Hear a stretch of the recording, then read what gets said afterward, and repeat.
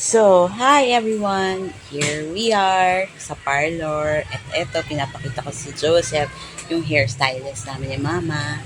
Diba kanina lang, nag-hair color ako ng burgundy on my own. And then I decided to have a haircut. Yung sinabi ko kay Mama yon, sama daw siya dahil gusto niya rin magpagupit. Oh, ayan. Nagpagupit din siya. Pixie haircut ang tawag dito. So, yan si Joseph ang aming hairstylist.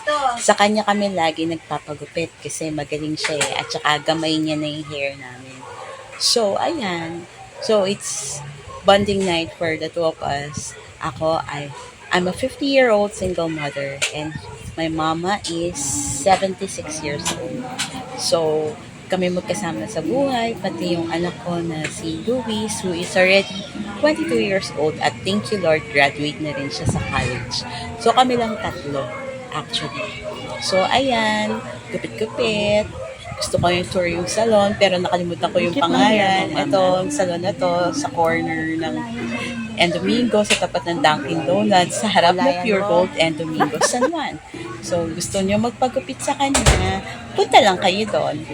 So, ayan, nag-iisang parlor lang naman yun along Domingo, near Dunkin Donuts.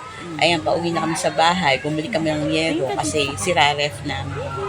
So, ayan, masaya buhay, simple lang. At least magkasama pa rin kami ng mama ko.